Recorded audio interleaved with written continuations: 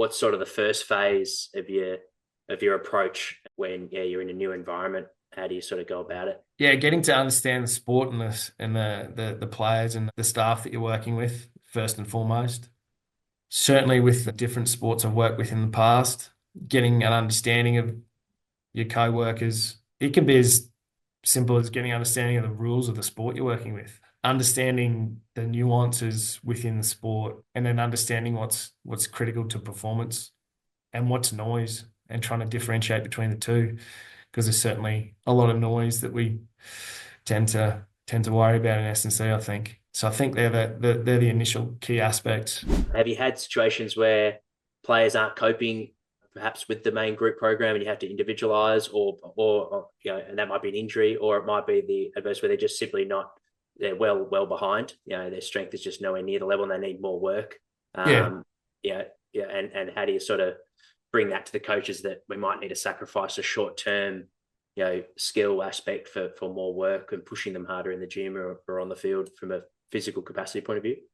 Yeah, we bucket our players, for lack of a better term, guys that need to lose body weight, body comp guys that need to get bigger, guys that probably need to work on more explosivity, something like that. So in the past, we've run additional strength sessions for guys that need it, or body comp based sessions for guys that need it in certain parts of the season. The challenge for that has always been that it can't detract from training on the field. So they might need to jump back in the weight room after training's finished, do an additional watt bike, or do an additional push pull, a couple of sets of failure, something like that, if they need to improve body comp. And looping back to the speed change in philosophy, take us through, I guess, that decision making process with the team. We reviewed the 22 season, the 23 season, and found that we wanted to reduce our time on feet a little bit more in terms of the training day. And so one of the things that we looked at was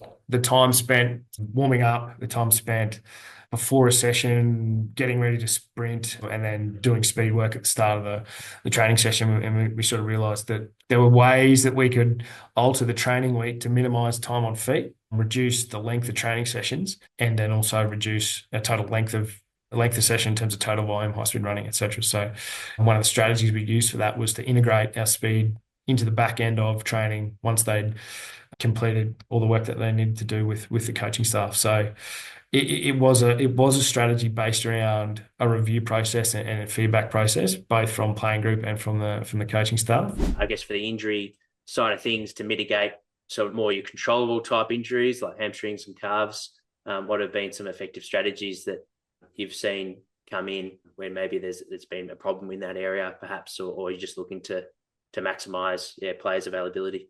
If you're thinking about it straight from a S&C perspective, I guess injury mitigations should be intertwined in a sort of well-balanced strength program. We've used some profiling data in the past here at the TARS, where we look at specific areas of potential weakness in areas of the body that might be in need of improving. So we look at calf capacity, hamstring capacity, reps to failure with body weight, neck strength, flexion extension ratios, as an example.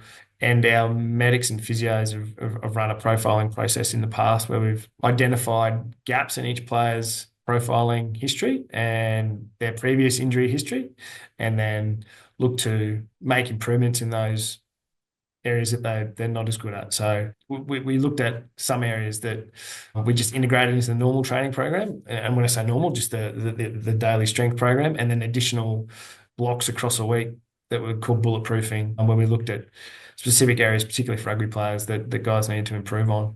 How do you sort of measure success, I guess, in your role? Yeah, I've always felt that you need to be able to demonstrate that you've affected change.